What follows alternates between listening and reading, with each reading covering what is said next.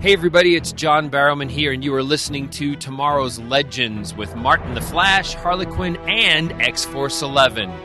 Now you all may know me as playing Malcolm Merlin, and here's a little something for you.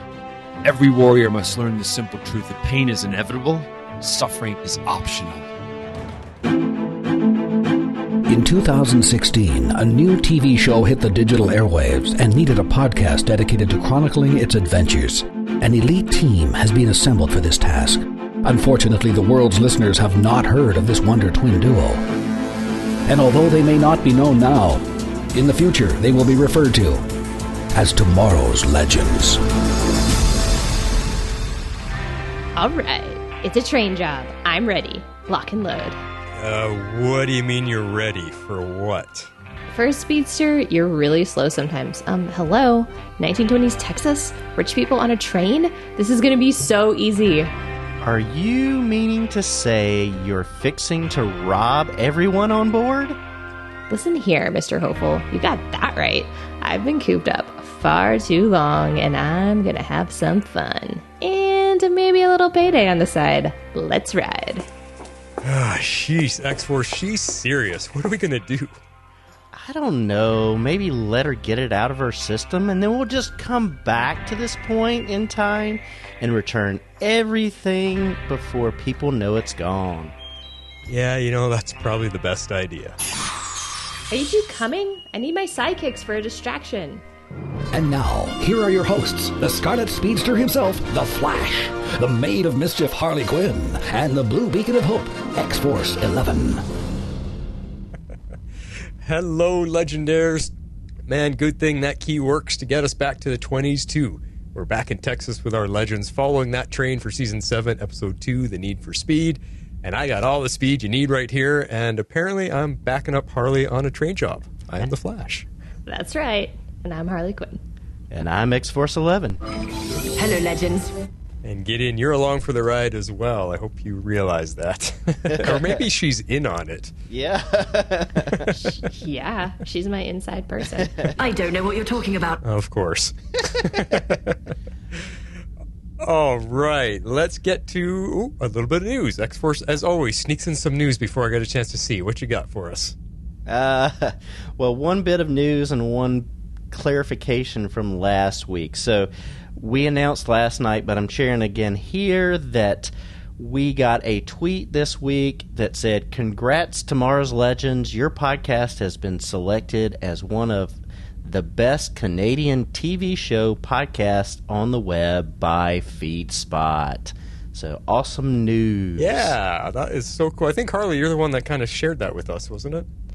Yeah, I saw it come through, and so I just kind of dumped it into our inbox just to make sure we shouted it out. I have no idea who FeedSpot is, but I thought it was kind of cool, so I figured we should just share it out there. So. Yeah, it was cool. Yeah, we talked about it last night, but in case people only listen to our Legends show, it's just neat to be recognized as one of the best Canadian TV show podcasts. I like that. That's good. With one Canadian and two Americans. Sorry. Yeah. But I do a lot of the social media stuff, and it all kind of comes from, it's all based from my home here, so I think that's where they're drawing it from. Yeah. Well, on our website, too. It's a Canada. That's true. It is a .ca website, so, yep. Yeah. But, hey, that's good. Hey, I think that's awesome. I mean, our show's filmed in Canada, so, hey, why not get recognized as a Canadian podcast? I think it's great. Why not? Yeah, exactly. Indeed. Awesome stuff. What else do you got? So I was questioning last week about the memory device, and so Rick and Melissa helped me out over on Twitter.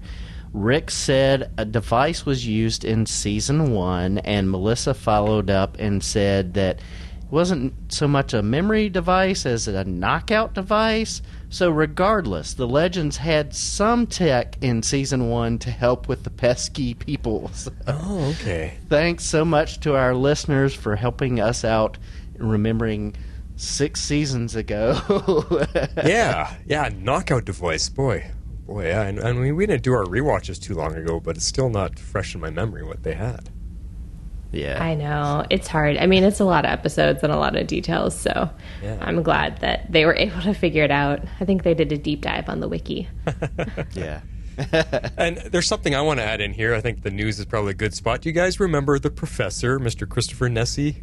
Who did the Flash Underground podcast, took over for a while there. He apparently was watching me. You guys know I guested on the Podcasters Roundtable. Well, he was in the background in the chat section or whatever, and he was throwing a lot of comments in during the show, you know, saying, "Hey, Martin, and I love Legends," and whatever like that. So I chatted with him briefly the other day, and I asked him, are you still in podcasting? And, you know, are you watching and listening? He says, "I watch everything and listen to everything that you guys do." I'm like, "Aw, awesome. Well, thanks for the dedication, cool. man." Thanks, Professor. Yeah. Yeah, I've seen him on Clubhouse a few times. I haven't been on in a hot minute, but we run in some of the same podcasting circles on Clubhouse. Not that they're very big, but Yeah. Yeah. Well, I just wanted to give him a little shout out. So hi there, Professor. Nice. hi. We miss you. Yeah. Yeah. All right. Let's get into our ratings for this episode of Legends. What'd you guys think? So I gave this one 8.5 Hoovenators. I love this it. term. I have used it throughout my notes. I thought this was a worthy follow-up to the season premiere. And while we had the Astra Spooner Gideon storyline was one that I wanted to kind of dig a little deeper in. Even though I felt that way, I thought they did a good job of balancing the three storylines, and I'm really intrigued about where they're going this season. I have no clue how this is going to play out, and I'm happy about that. And by the way, I just love our new title sequence. That's so cool. Yeah. Yes, I am right there with you. I gave this one, I stuck with a 9. I gave it 9 core competencies. That phrase just absolutely killed me. I love it. I also love the new opening credits because they were notably missing last week, and I guess now we see why. So I thought that was super cool. So I loved seeing those scroll by. And I loved Nick Zano's performance this week. I thought we finally got something for the actor to dig into, and I was really excited about that. I'm also really enjoying the way that they approach this season because it feels fresh, and I really love that it's unpredictable. I don't know where they're going with it either, and I really like that. Well then, I guess Debbie Downer. I guess I'm in the caboose of the train this week because I'm not as high as you guys. I gave it a 7. Train jobs gone wrong. Now, while I agree with the title sequence being really awesome and the direction of the show being unpredictable so far and the mystery and the intrigue that's happening, I mean, robot Hoovers back in time, what? That stuff's all fun and cool, but this, I don't know, I just didn't find this one that great or that decent of a follow-up to the premiere because I really enjoyed the premiere. I was actually a little bit bored and then getting confused with a lot of stuff in the end, and being bored and confused together don't make a great episode for me. So, yeah, I didn't come out of this one really, really loving it, and I didn't actually go back and watch it a second time because I was like, yeah, you know what, I don't really want to. But lots of good stuff in it. Just as a whole, I didn't get what you guys got. So, but we'll talk about it. Interesting. All right. And let's do that. Getting right into the show now. Meanwhile, at the Hall of Justice. All right, where are we starting off? So we're going to start off on the train. So I called it Fake Hoover and Fake Agents on a Train. But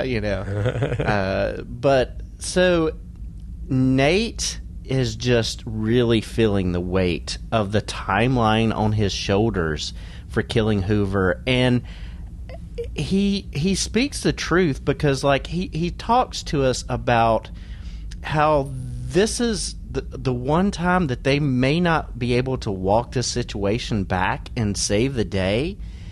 And I just loved him sensing that weight. And again, I love seeing History Nate and seeing him kind of grow through this process and bearing all this weight because, you know, he can't be all happy-go-lucky because all this is riding on him, and you just see him feeling all that weight. And so I just really liked that aspect to this story.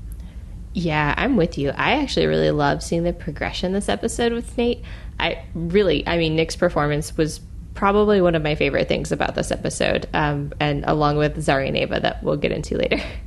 But I really liked kind of watching the thing spiral out of control, because it's kind of become clear the timeline is now starting to diverge. And so I'm really curious how this is all going to play out through the season. I have some more theories that we'll get into later.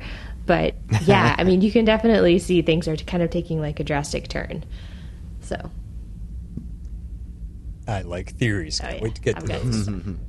Yeah, and I'm with you guys. It's about time Nate and Nick Zano, the actor, actually got some story to work with and a big role to play, because he's almost gotten the Mick treatment for almost as long as Mick has. You know, the historian himself is almost unrecognizable because we haven't seen it for so long. So I like that they brought that back, and it's just good to see him taking a major change to history so hard, and he took it so personally, and he felt like it was all his fault, and you know that he was the cause of it. So it was good to see him work through that and be affected by it, because he has kind of been a background character and just like, you know, little one-liners and being kind of depressed, and I don't know. It's just good to see him actually in the forefront of an episode for a change. Yeah. And so he was in this brooding mode, and so Ava finds this ticket that Hoover has to get on the train and kind of motivates the movement forward. And I'm like, well, how are they going to do it? Because, you know, he brings up, like, I can't impersonate Hoover. And then we've got Gary's magic being brought up. And so we've got some movement to get us moving and get brooding Nate moving. Yeah. I was kind of on board with this plan, you know. I thought it was a clever way to kind of solve the current problem, which is a pretty huge problem. I mean, the best way to preserve the timeline is for no one to know Hoover is dead, so why not pretend to be him? But now I have a question. This is going to bring in the end of the episode, and we may dig into this more later, but for me, I'm trying to figure out, now that, like, Hoovinator, he's kind of, like, self-destructed. He killed all of Al Capone's guys. He killed... I don't think that was actually Al Capone, was it? No. It's just one of his henchmen. Yeah, so he killed all of those guys. Yeah. So can Nate actually still pretend to be Hoover? Because he could, in theory, drink more of the potion and turn back into Hoover. Yeah. Because everybody's dead that saw him. Yeah. You're right. Yeah. I mean, they may still have to get some hair or something so that they can do a new potion, but so I think the people on the train are going to be isolated. They're not going to be able to get stuff back, and the mob guys being wiped out, that's not going to be any big deal because they got wiped out by the law and other gangs and that kind of stuff. That's not going to be a big deal. So I think that kind of solves an issue. So he could still pretend if they've got any more stuff to make another potion from, I think. I feel like he only took a sip of the potion and they still, like, had it left, but I could totally be wrong. Maybe it's got a shelf life. I don't know. He didn't chug the whole thing, that's for sure. Yeah.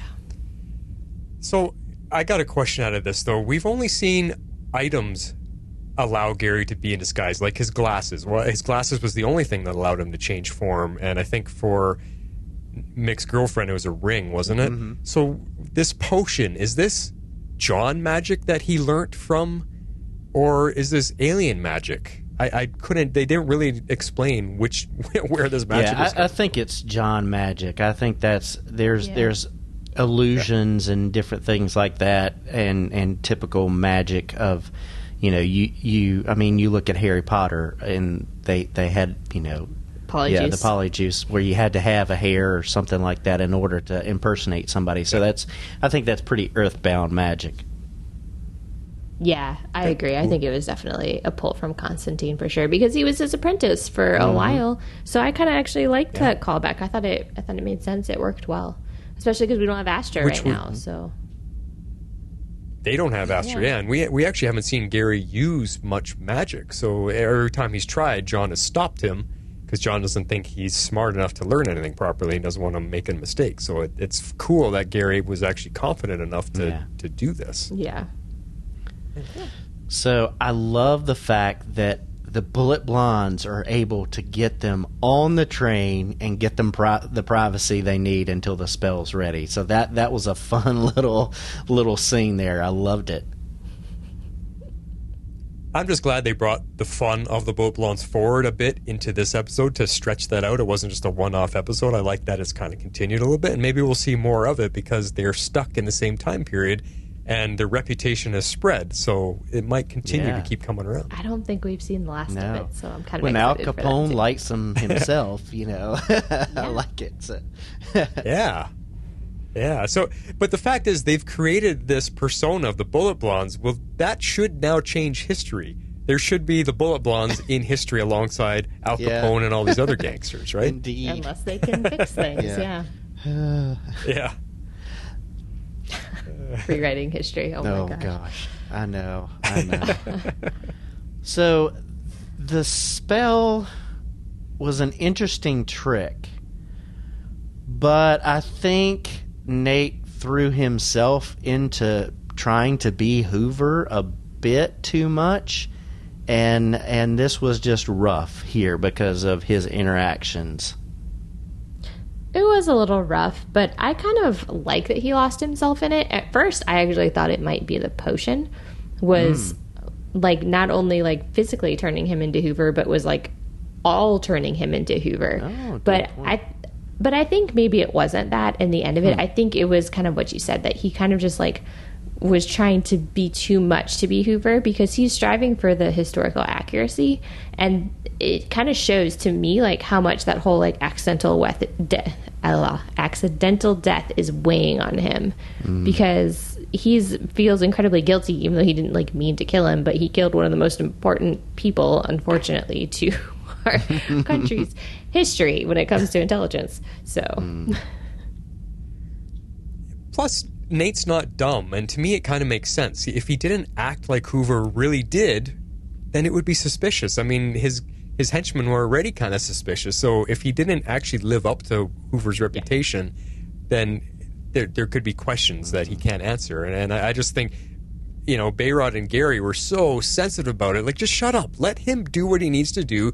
Think of the time period you're in and go with it. I know you guys aren't comfortable. You don't like what's happening, but you can't, and I know this comes up later in our notes, but you can't bring your modern day perspectives to the 1920s. It just doesn't work. It's the sign of the times. You've got to let him play the part or you're going to be in more trouble. It'll actually derail the timeline even further if you kind of don't let him play the part, which is really hard to do when you're coming from a decade, a century in the future, just about. Yeah, indeed. Pretty much, yeah. Another reason that I really like this ep is we get real-life history and the importance of Hoover, and yet we see all of the bad things, too. So I like the fact that we are getting the balance here of, yes, it was important, but it wasn't a perfect. Because, we have the tendency to say, look fondly on the past, but there are good and bad repercussions of everybody's actions. So I'm glad that we kind of got that balance in this episode. Oh, yeah. I loved this quote, and I think it was Sarah that said it, that great men aren't always good guys. And I think that's super important to remember as we look back on history, especially through a modern lens, because it is so easy to, what did they say? Don't throw stones in glass houses. You know what I mean? Mm-hmm. It's like that kind of mentality. It's very easy to be like, I can't, believe that they did this and they're such terrible people. And yes, there are terrible, terrible things in our history, but we also have to remember that people, they're a product of their time. They didn't have the benefit of being able to look back on all of this history and learn from it. So, let's do that. Let's learn from their mistakes. But at the same time, if you're going to be in that time period, if you're going to play especially such an important historical figure, you unfortunately have to get the details right. Yeah, and we've seen this come up before. Remember that episode in, was it season 1, where Jax went back in time and he had to deal with all the slavery season 2 of all the black people, and he didn't like how it was, and he wanted to completely change history because he didn't like, well, you can't. I know it's awful, but you can't. The world was different back then, and like you were saying, Harley. It's just too easy to judge people of the past with today's perspectives, through today's lenses. And that drives me nuts because, as you said, it's a sign of the times. People are a product of their time that they're in. And you can't hold anyone accountable for how they treated foreigners, women, children, whatever you want. That's just how it was, like it or not. That's the way history was. And we can look back on it and, like you said, learn from it.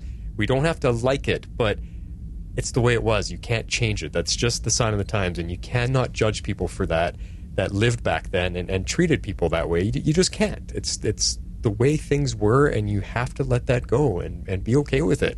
Don't behave that way nowadays. Yeah. But you can't judge the past. You just can't. And I mean, we see that story in so many modern news stories right now. I want to get so-and-so in trouble for something he did 50 years ago. Yeah, but 50 years ago, it was totally acceptable to do what he did. Now it's not. So you can't get him in trouble for something he did that long ago. That's not fair. Because that was back then. This is now. If he was doing that now, then yes, go after that person. But 50 years ago, you can't punish him for it. It happened 50 years ago. Yeah, it's a complicated topic. It is. It is. It's crazy. So it's neat that our show can bring that in and allow our characters to have to go through that struggle of what can they witness in history that they're visiting and not be affected by it, and how can they control themselves. It's cool. It's a cool situation for our characters to have to tiptoe through, I guess you could say. So when the two agents got on board, I had no clue that they were kidnappers. I mean, that was well played writers. I thought they were just going on and part of Hoover's crew, so I thought they did a really good job with that. Oh yeah, I was totally fooled by that. I definitely thought that they had the right guy when they had brought up the engineer from the train. I was like, oh yeah, that's totally him. That makes complete sense. Didn't even think about it. So I thought that was good twist. The agents got me, but when they brought in the train engineer, I knew right away. I said, nope, that's not the guy. I could just tell. He's a Russian engineer. It was too easy. I said, nope, they got the wrong guy. The agents are setting him up to take the fall because they can't find the right guy. I had no idea it was the agents. I just thought this is their cut, because we know the government and police and all that can be corrupt. They can't find the guy. They're going to set someone else up to take the fall, and that's what I thought was happening. Gotcha. Nice. Yeah. So this whole bounty on Hoover's head by Capone really took me back to season 2 of Legends, to the Chicago Way, which took place in 27, so 2 years after the events here, with them trying to get rid of Elliot Ness. And so I just think I don't know if we'll get to see Capone again, but it would be kind of cool if they brought back the same actor and that kind of stuff, so the Legends interacting with them twice. That would be interesting. Yeah, that was when Damien Dark and Malcolm Merlin were working for Capone. They were undercover with them. So that was fun. How about rewriting your own history? Yeah. That would totally mess up season 2. Yeah. Oh. Interesting. Yeah. But the day is saved. Nate is saved by the Bullet Blondes and lots of whiskey. and I just love that, Nate, it's in my favorite scene, but after that, he apologizes to Gary and Bayrod, and I love the apology there of really, saying, I let it get away from me and I'm sorry about that. So I enjoyed that part. Yeah, I think it was cool. Again, he had to do what he had to do, but he felt bad about it because he saw how it was affecting his pals. So yeah, cool. I mean, to be fair, he was being rude to them, and it's not like he needed to put on the act at that point, because I think at that point it was just the 3 of them in the room. So I thought the apology was needed, and so I liked that. I mean, that was the point where I was like, okay, he truly got caught up in the character of trying to be historically accurate so that he doesn't derail things further, which I appreciate, but also gotta kind of apologize to your mates there, buddy. Yeah. Yeah, you gotta. Yeah.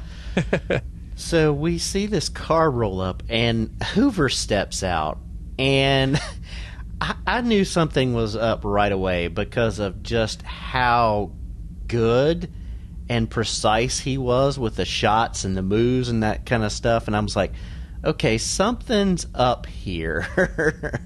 I didn't know what until the end, but that I knew something was up. Oh, yeah. No, I was totally with you there. I thought, like, maybe someone else was using a spell. Or remember that, like, face-changing tech from The Flash that HR had? I was like, they could have used that to look like Hoover. I didn't think it was a robot at all. And obviously, they very purposely don't show us the bottle that Zari, she's like, oh, it couldn't be this, right? You know, and then they don't show us his face until, like, the very end. And then all of a sudden, like, you see the bottle. It's like, oh, I was right. It was a robot. I was like, oh, man. Like, that part was, like, kind of super cheesy. But I actually had money on it being one of our past villains using, like I said, like a spell or, like, face-changing tech or something like that. But no, it was robot. Terminator, as it turns out. Well, it's the way they filmed it, because they would not show us his face. They showed everybody's reactions first, and they had the slow camera pan up, and then they stopped at his throat, so we still don't see his face. You're like, well, who is this? Who's it going to be? So, in a sense, I was actually let down that it was just a Hoover clone. I was expecting, like you just said, Harley, some big guest spot that nobody leaked out. I was like, oh, who's going to be? Who's going to be? This is going to be. Oh, it's just Hoover. That would have been amazing. Yeah. Like, oh.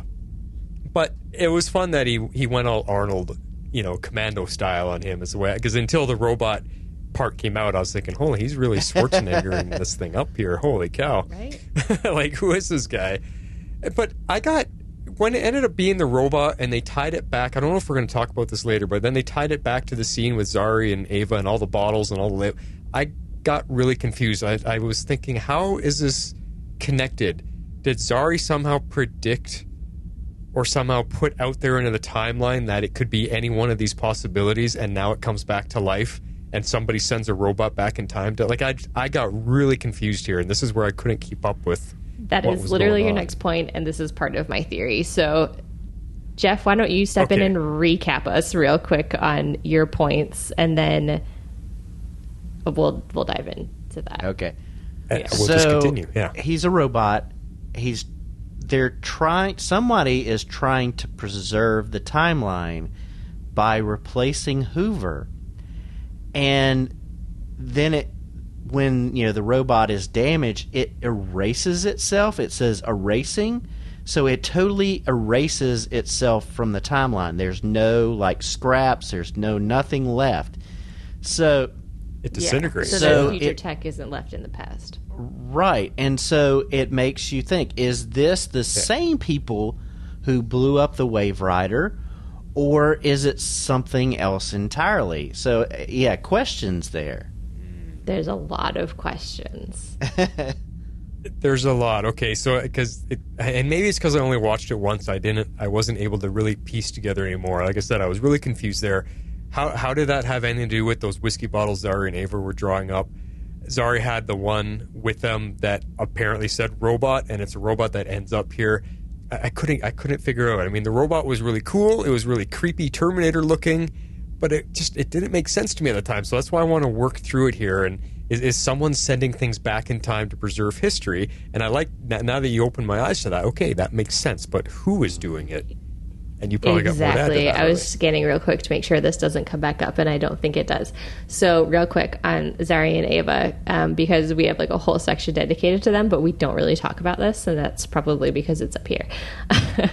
What they're doing with those whiskey bottles is Zari is literally coming up with a huge suspect list. Like anybody and everyone who could possibly have blown up the Wave Rider. Like that's what she's doing. Like she, throughout like her whole arc, we've kind of seen her become enlightened and kind of try to figure out like what is going on with the Wave Rider and essentially like who blew it up. Like that's our season-long mystery, right? Who blew up the Wave Rider? Why did they blow up the Wave Rider? And how else are they actually trying to preserve history? Because it's all got to be interconnected. At least I think so. Like, to me, this feels like this is a whole season-long plan. And in my opinion, I think we're going to find out in the end that the Legends' actions this season might actually be what end up saving the timeline instead of destroying it. So they're kind of coming across like all of these anomalies and they're getting rid of them. But in the same time, like, they're also sort of like making little changes here and there. So it'll be interesting to see if the little changes have the big effects or if the little changes course correct. Yeah. So, Yeah. I think you just turned a light bulb on in my head, because it was last week that when Sarah said we're going to do this, Ava made her promise that we'll come back in time and fix everything. And she's like, everything? Yes, I promise everything. So that actually now makes sense that it is probably our Legends team going back in time to fulfill Sarah's promise to Ava that they will fix absolutely every little thing that they could possibly have messed up. But they're still that's what it making is. changes. But then again, are they? Because this whole kidnap plot doesn't even matter because all of the people are now dead. Yeah. Because Hoovinator Yeah. showed up and killed everyone. Yeah. So Yeah, and I agree. I think this is going to be the season-long thing. I think we're going to have these questions. I think we're going to have different plot points. We will talk about that, coming up. But I think that is going to be the mystery of who's behind everything and what is their reasoning. And so I'm excited for it. yeah. I think this is what's going to make this season good, is this overarching like question that we're trying to figure out. So Yeah, and I just needed to get straight about it. Once I understand what the heck just happened, it's now starting to make sense. Like I said, if I could just watch it twice, I'll probably piece everything together, what we just talked about, and then it'll be all good. But yeah, I was definitely just confused watching it once. All right, our next section is the Texas ladies. So Gideon is alive, but she's not talking or communicating. She's still processing, we think, and she's trying to be understood, I think. But then you get this weird thing where they start talking about Dr. Davies, and Gideon just gets knocked out.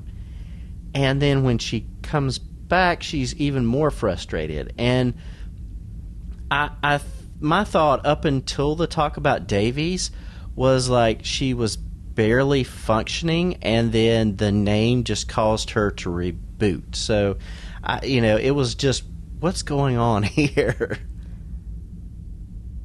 Yeah, confused again. This part also got to me. I was trying to understand what is going on with Gideon. Okay, she's not functioning. She's not able to communicate, but it seems like she knows who everybody is and knows who she is, but why can't she speak? And what is she doing with those apples? She's building the team out of apples, which is funny, but why? And then she goes to the electrical box and she starts pulling circuits out to what? Fry herself? To wake herself up? To what? Like, it was a little bit crazy, and I thought where it was frustrating is because it's Astra and Spooner that are dealing with her. They have no experience with Gideon, hardly. If it was any one of our other team members, they would have known what to do and helped figure it out. And I think that's where the break was, why we're like, oh, come on. It's because Spooner and Astra just don't have a clue. I don't know. I didn't kind of clue into the fact that they were when they were talking about Dr. Davies, that's what knocked her out. Because I only got to watch this once as well. But that's really interesting to me. But, like, why would the name knock her out? That doesn't make sense. well, she still has all of her memories, or so it seems to me. So here's kind of what my take was on it. So, like, Astra did this whole resurrection spell, and it had some interesting consequences, like, in my opinion, because Gideon, like, she's disoriented and confused because she's now in a human body and she's no longer a computer. So, like, the way that she functions, the way that she communicates, like, everything has changed. She doesn't know what to do. Like, she doesn't know how to use a human body. So it kind of like seemed to me that she did end up still having her knowledge, and she had her memories that were intact from what I'm calling was just like before her death. So before the Wave Rider blew up. But when she was reborn in this human form, she's like really disoriented. She doesn't know how to function in a human body. She doesn't know where she is. She doesn't know what's going on. I mean, for all intents and purposes, she was killed. And now she's back to life, but she's not like in her original form. So I kind of took the fact that she couldn't communicate. She just literally didn't know how to like use her voice. Like, she didn't know how to speak because that's not what computers do. Yeah, and that makes sense because you're taking all this computer processing power and electronics and wires and electricity and converting that to human flesh, like organic material. So maybe stuff doesn't transfer over that well. Well, and you got to think about it. She basically at the start of this episode is a baby. Like, she doesn't have the power of speech. She doesn't know how to communicate in this new way with the people around her. And I think the reason I said about Davies causing her to reboot, like, it was so much that she was like wanting to tell and to communicate that she just got knocked out because she didn't know how to. And you get this talk from Astra about like wanting to put her back in the wires and the tubes so that she could communicate, and she's like desperate at this point and like, okay, how can I do that? And she like electrocutes herself.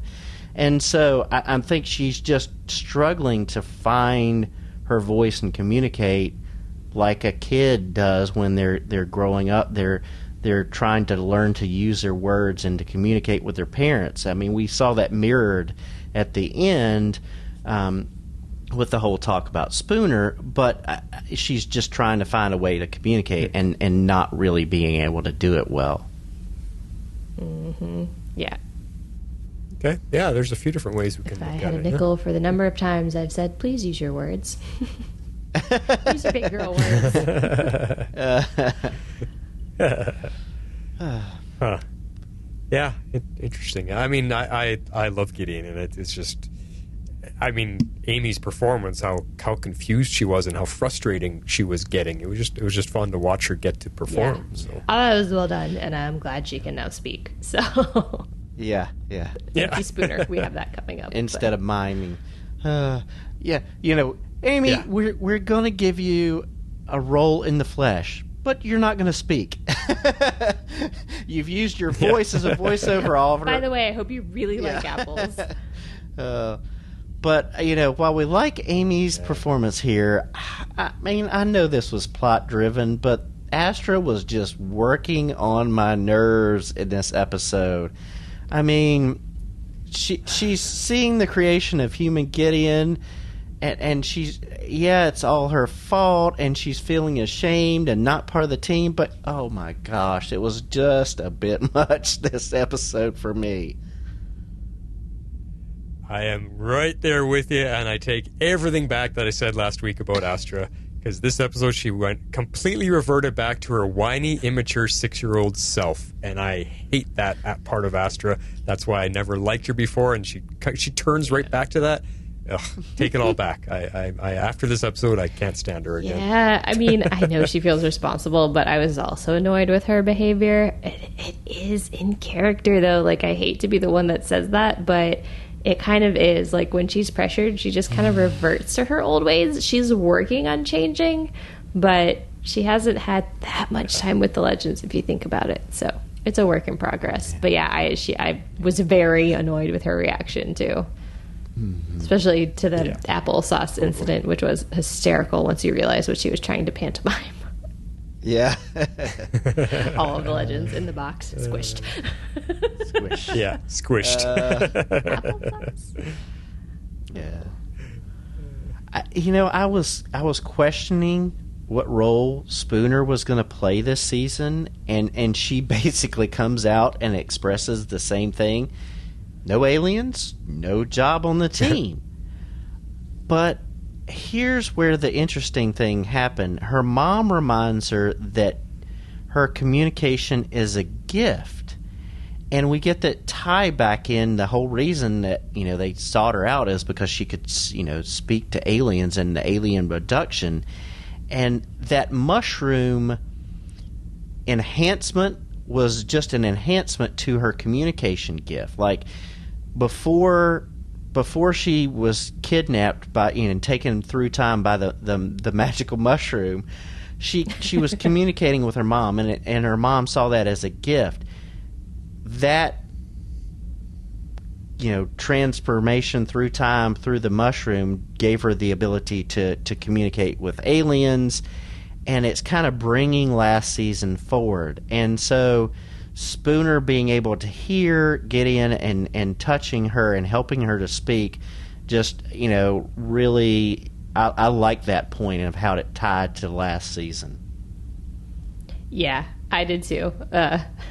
As funny as it is to say through the mushroom, it's very true, and I think that it makes a lot of sense. I mean, all of her abilities ultimately tied to communication, so the fountain really just enhanced her innate skills, which I like. And I also really like her character, so I really wanted her to kind of figure out what her place was in the team. She's growing on me. She's very deadpan. She's very snarky in a way, and since we lost the original Zari and we have this new Zari, she's kind of replaced that in my heart, and I kind of love her for it. So I wanted her to find her place and stick around. Yeah. Yeah, I don't think I'm with you guys on that point. I haven't. Spooner hasn't grown on me yet, and I just don't find the connection of her being able to touch Gideon and read her thoughts in her minds. To me, it doesn't make sense. Gideon's not an alien. If you want to relate it to that's Spooner's superpower, or she can communicate through touch.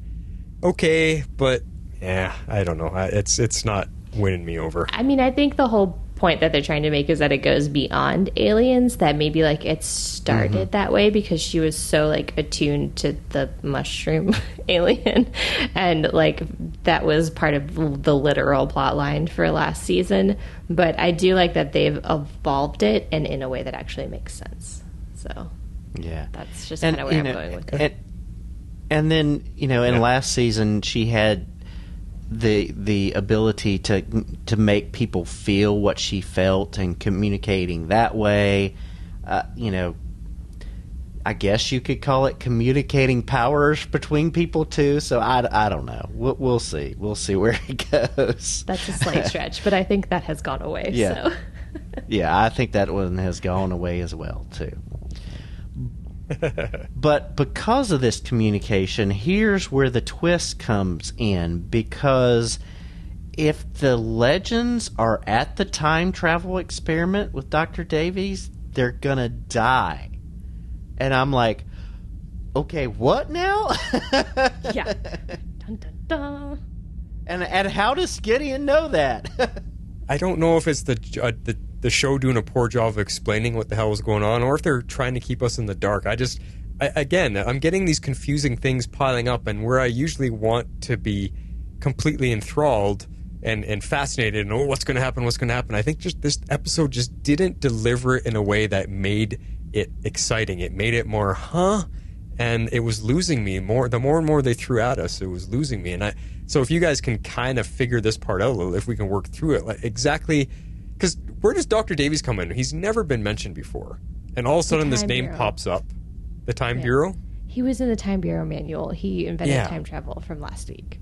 Okay, but that's the first time ever mentioned. After 7 seasons, with the inventor of time travel gets mentioned finally, there's no history base to that. So it's like they're shoehorning in a role for Matt Ryan to play, and it's not jiving with me with the history of the show, and I want it to be fleshed out a little bit better so that it does jive and make some sense. So I think that's part of it. I'm feeling a bit resistant to this idea because it feels like it's being shoehorned in.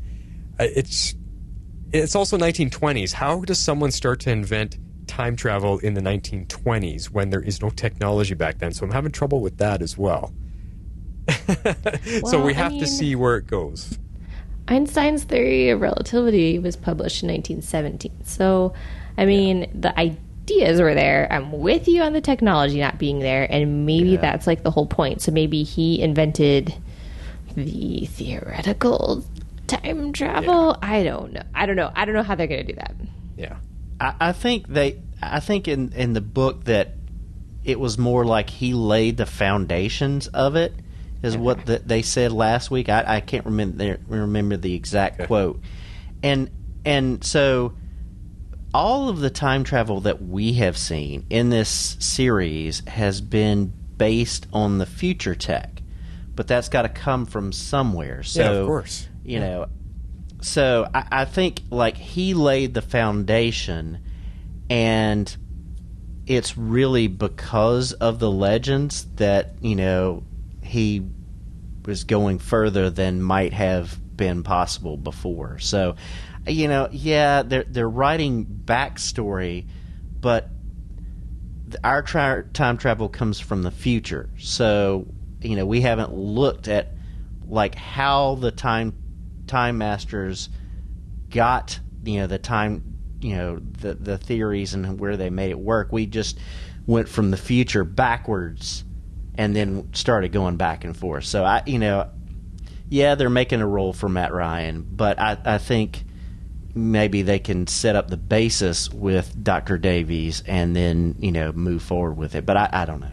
Well, it's got potential, like scientifically, timey-wimey, and all the cool space stuff that me and Harley for years have loved talking about. It's got potential to have that, and I'm excited and interesting. I don't like how they are putting it in yet, so I want to see where they go with it.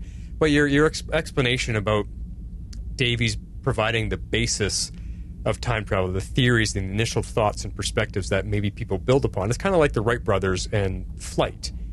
They were the first ones to really get man thinking about flying, and then everybody else took it from there, and we got airplanes. So it's probably very similar to that. So we'll have to see. Because I also liken it back to, if you ever saw or read the book or saw the movie, The Time Machine. I mean, yes. He invented a time machine. It wasn't that far back in time. It was at the same time they had automobiles. So I can't remember how far back that was. But he was. England.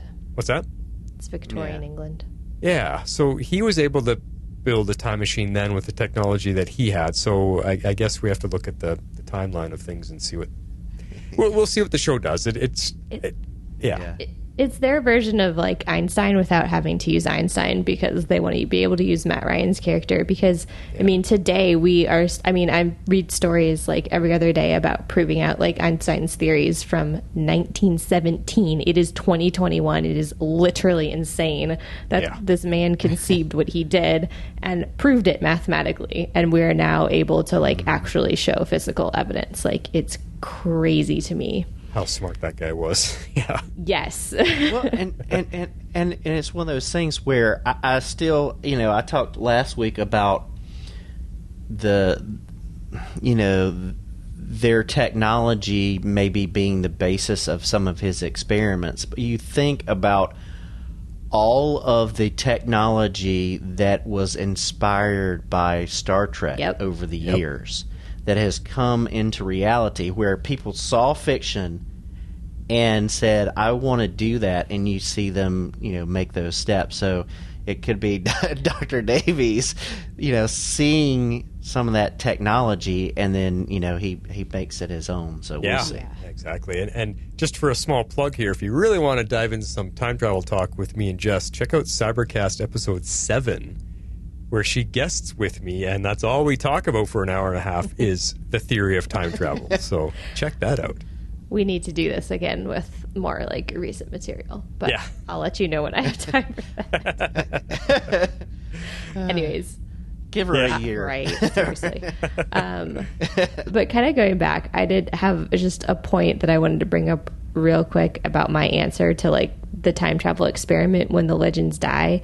I honestly think they're being vague intentionally, and this plays into the whole theory of like who's behind everything, like who blew up the Wayfinder, who sent the Hoovinator back in time. Every episode I think we're going to come up with more questions, and especially once we actually get to meet Matt Ryan, I think Matt Ryan's character, Dr. Davies, I think we're going to have even more questions. So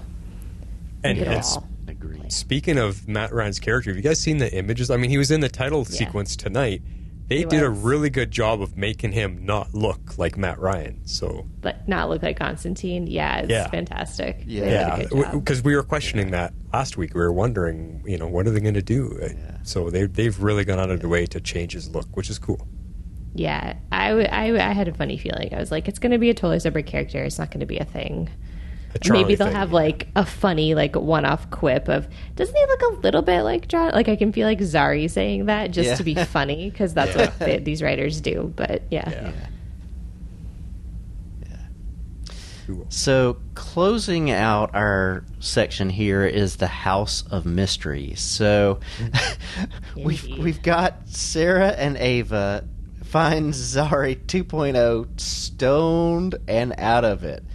But they're like, okay, you have fun. We're going to go enjoy our honeymoon.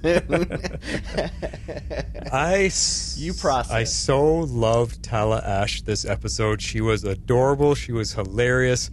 Her and Ava are just the best. They are by far my two favorite characters. But Tala was just so much fun. She didn't give us the gagging Bayrod version of being stoned. She was funny on it. Mm-hmm. And I know we're going to talk about them for a little bit here, but I just want to say here, I think the way Zari 2.0 kind of transitioned with that whole scene in the fridge and was starting to figure it out, there was a lot of Zari 1.0 vibes coming through.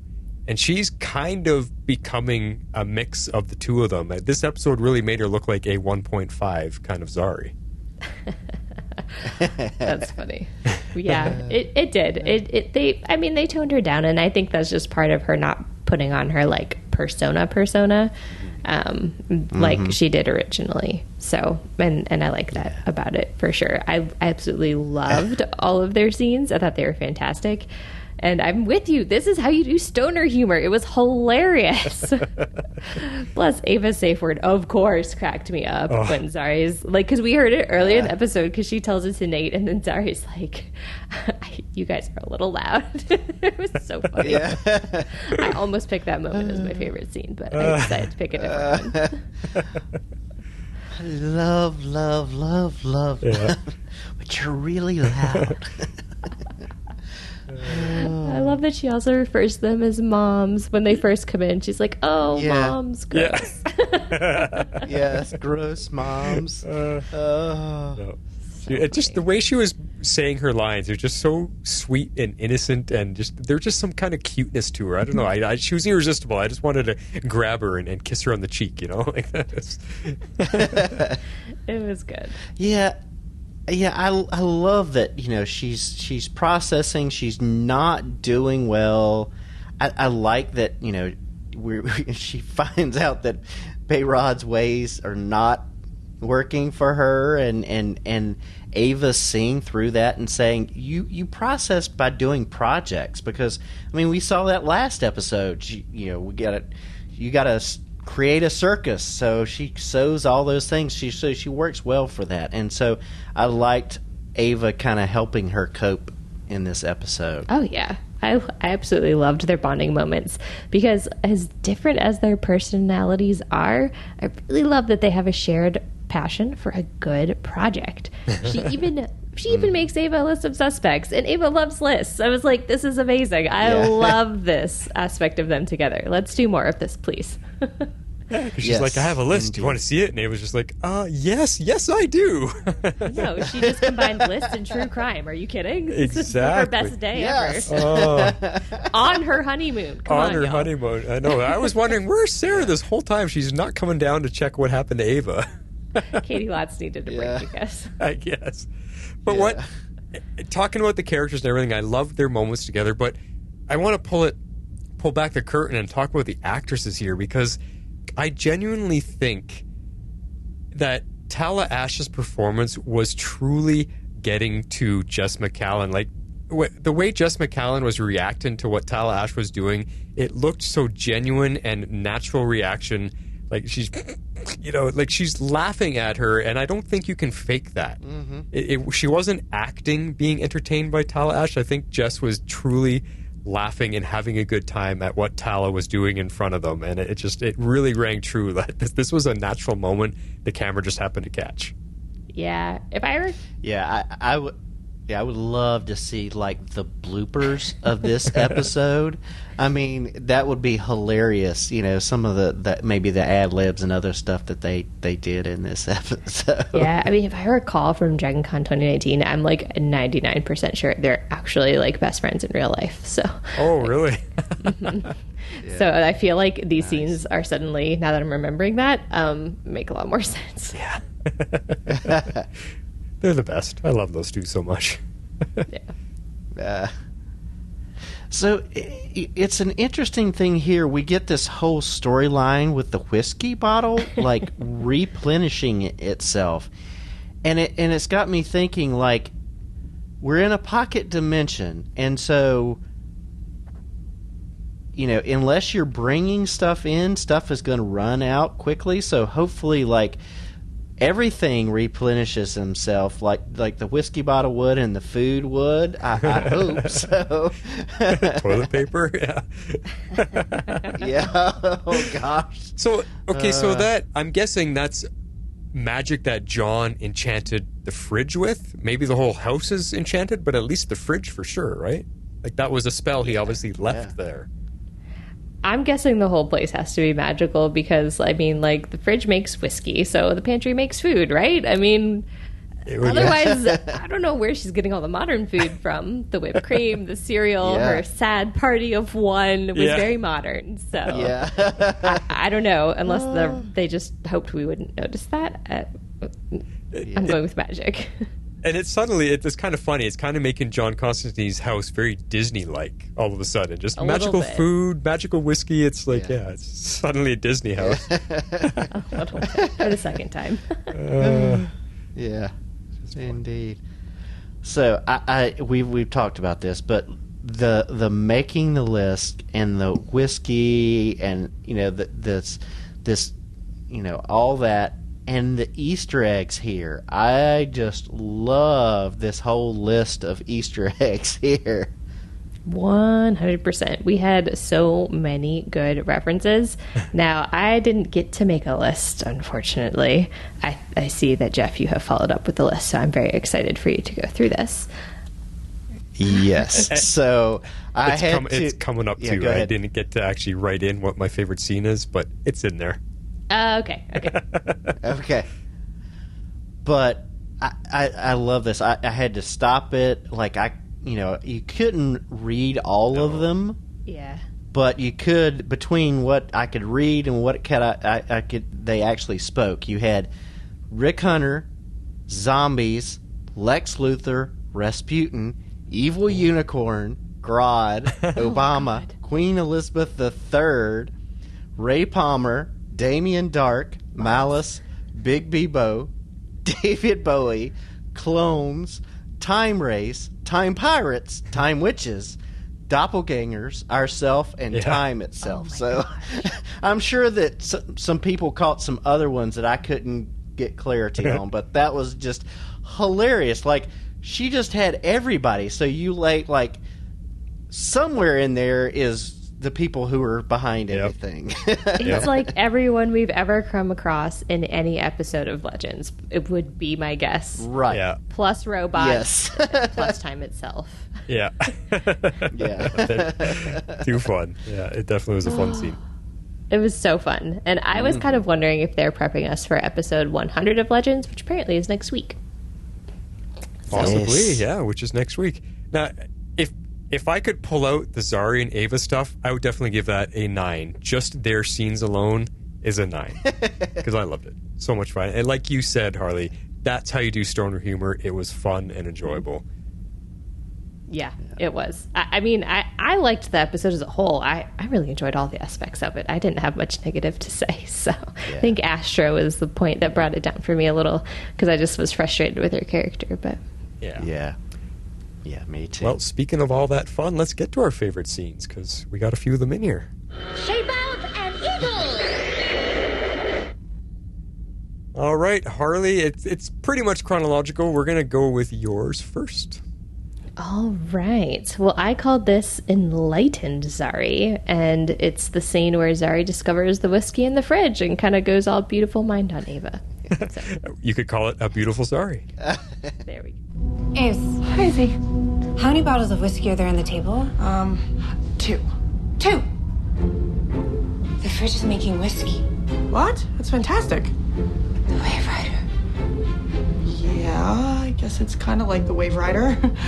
Although the fridge doesn't take requests like Gideon. No. This bottle is the Wave Rider. And this bottle is the mystery Wave Rider that blew us up. So if there's 2 Wave Riders, who's to say there isn't?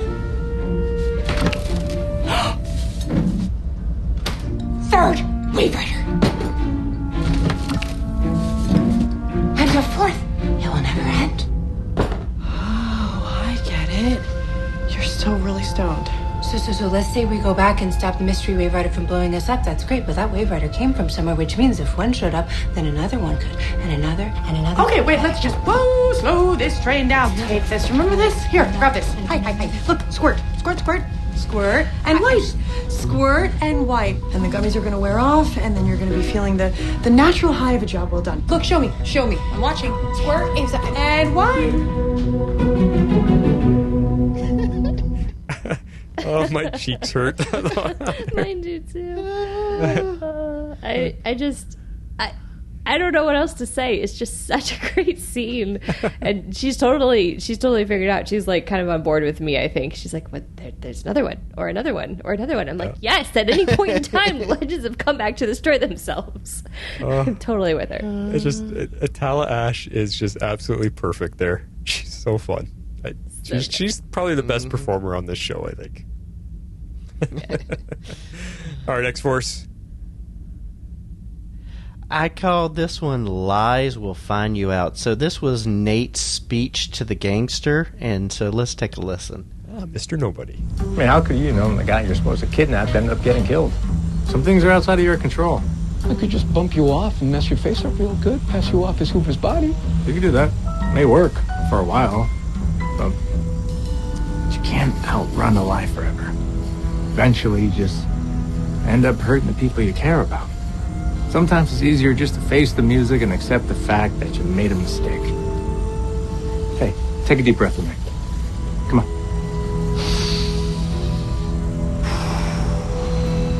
Now repeat after me. I forgive myself. I forgive myself. There. Now, don't you feel better? No. Oh. Love the ending. Yeah, I like Nate owning up to his mistakes and wanting to move forward. And this is, Nate's knowledge of history kind of handicapped him from doing the right thing, but he knows he has to own up to the death and work on it from here. And he's kind of trying to help the gangster along the way. But that was just a neat little scene. So. And I think in spirit, we're maybe doing what Dreamweaver requested of us, is to possibly bring back the funny quotes. Look at how much we're laughing, right? Yeah. Mine was, a very entertaining one for sure. Very entertaining. So I wanted to go last year. I think mine actually comes before yours in the show, X-Force, but I didn't want to do Ava and Zari back to back. So we got that wine bottle scene coming up. That was my favorite one. Here we go. Yeah. Give the multiverse a low probability. I mean, what even is a paragon? I think we are on to something very important here, Z. Me too, Aves. Okay, so who's left on our villains list? Damien Dark. Loves us way too much to kill us, I think. Malice, whatever. Big Bebo. David Bowie. He got that really great song out of us. Yeah, it was very catchy. Yeah, let's put him in the maybe pile. Okay. What about those guys over there? These guys over here. We got time pirates, time wraiths, time witches, clones, doppelgangers, ourselves, time itself. Okay, let's call that the why the hell not pile. Copy that. And then there's this one. I don't know. I mean, that's two out there, right? Sorry. We've been chased by a demon dog. Who's to say that we're not being hunted by Sarah?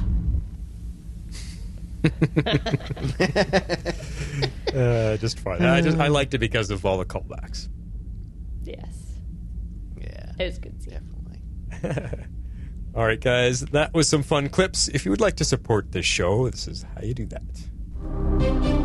If you'd like to support our podcast, you can do so at our Patreon page at www.patreon.com/tomorrowslegends. Just for you, X-Force. All right, let's get to some feedback. I'll read the one little email we got in tonight from Daryl Washington. He says, such a good episode. Could have been a great episode if we didn't have to keep going back to Zari being depressed over Constantine. I'm glad the show didn't brush over what an awful person Hoover was. A great man, but not a good one. Spooner and Astra are parents, and I love it. Very strange twists in tonight's episode. I don't know what was better. Avalanche's honeymoon or seeing human Gideon tonight, knowing this time it won't just be for one episode. Also, Emma Goldman, a real person. Yeah.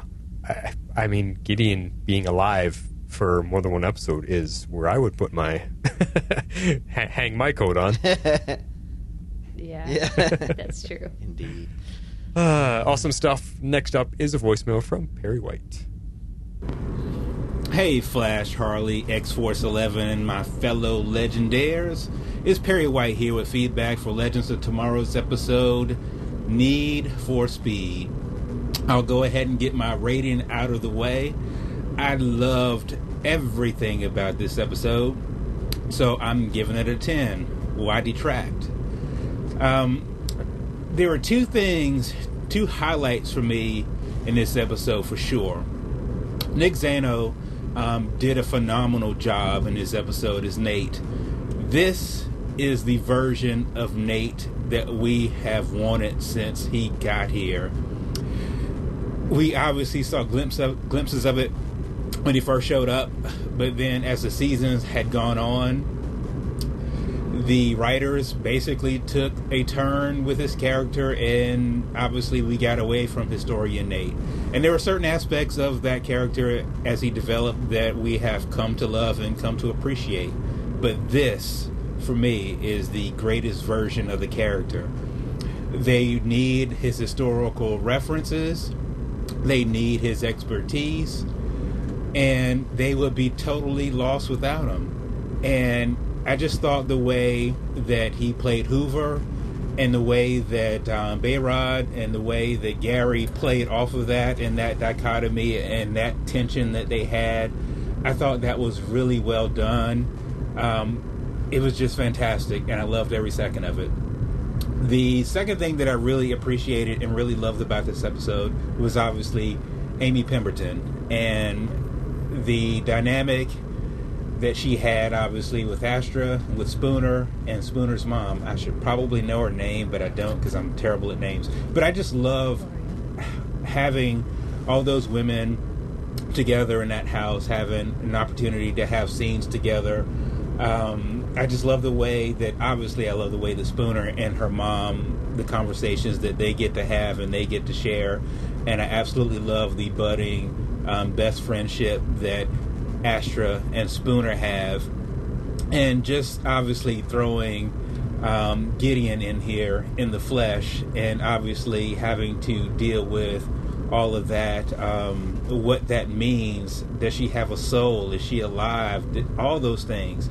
I just love what the presence of this character means in terms of writing opportunities, stories they get to tell, and I am just incredibly excited about where this goes. To a great degree, if any of you out there have seen Solo, a Star Wars movie, probably not that many, but it's one of my favorite Star Wars. Hate me if you want. Anyway, I'm with you, man. There's a character in there that I think Gideon sort of reminds me a lot of, or I guess in a lot of ways, the character L3 on Solo reminds me a lot of Gideon in some ways. And that is, she is essentially, in Solo, she was a droid, and obviously here on Legends, she is an AI. But both of them, to great degrees, are starting to grapple with what it means to be obviously more than that. And one of the things that sort of disturbed me about Solo was that obviously L3, the character, was so much about droids' rights and independence, and then what do they do at the end of the movie? Spoiler alert, after she essentially died, they shoved her AI or her likeness into the Millennium Falcon. I do not think that that is something that she would have wanted if she were given the choice or the preference. But the reason I bring that up is because now that we have Gideon in the flesh, I don't know that if the team ever gets the Wave Rider back, that you can just quote-unquote shove her back into the ship. I don't know that that is something you would want to do or could do or should do or that she would want, since she is essentially a sentient being. However, again, that is a rich opportunity to tell a story, and I am incredibly looking forward to what they do with it. Like I said, I really love this episode. I thought Nick Zano, I thought Amy Pemberton were incredibly exceptional in this episode. I think everyone played a significant role in their narratives are clearly defined, their character arcs are clearly defined. There's not a whole lot of mess in this episode. I really loved Tala Ash as well. I thought that her Stone Zari was probably much more entertaining than what we've ever gotten from Stone Bayrod. I'm not saying that I need Stone Zari all the time, but I just thought it was a incredible, fun switch to do.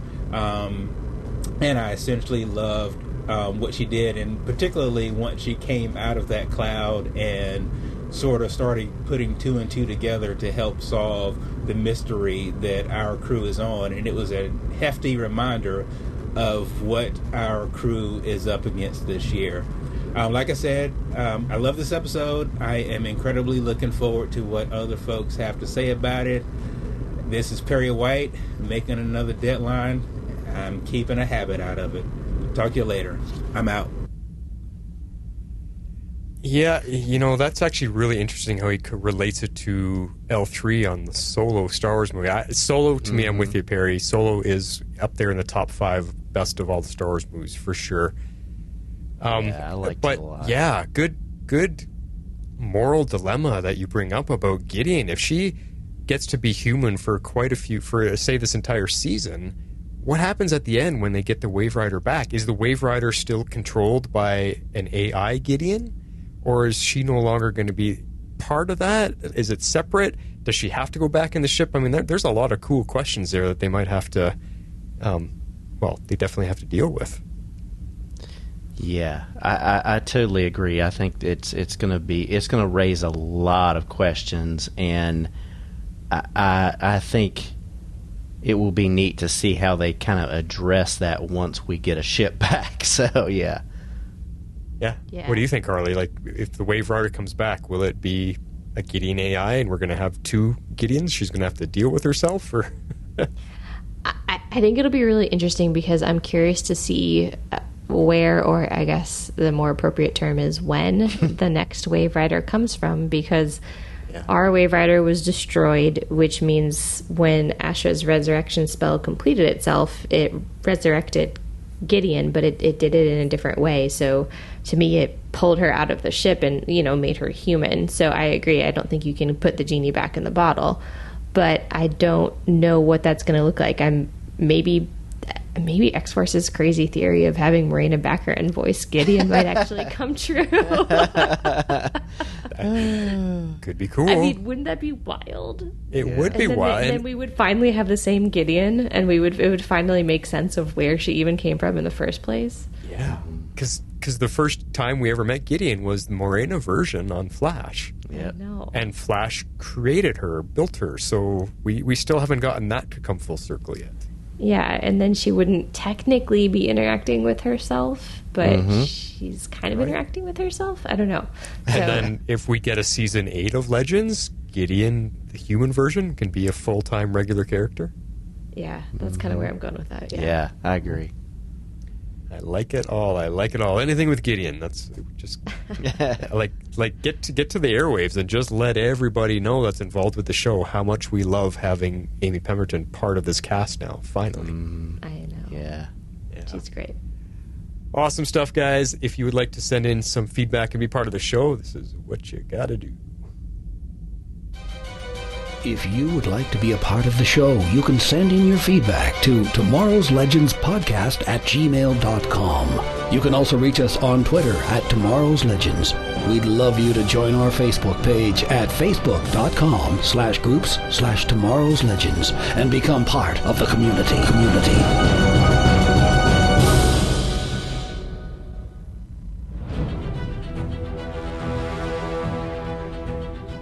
So I have not seen any trailers or previews or anything for our 100th episode next week, and I'm excited. I can't wait to see what they're going to do with all the returning characters. Yeah. Have you guys seen spoilers? Not really. I saw that giant cast picture, but that's about it. Okay. Yeah. I've seen the 2 cast photos that they've released, the promo images, one of which is our discussion thread for next week. So, but yeah, I'm looking forward to it. I think this is going to be a fun ride and getting to see some familiar faces again. Yeah, totally. Yeah. And we'll have to think, Carly, me and X-Force brought it up last week. It's 100 episodes of Legends.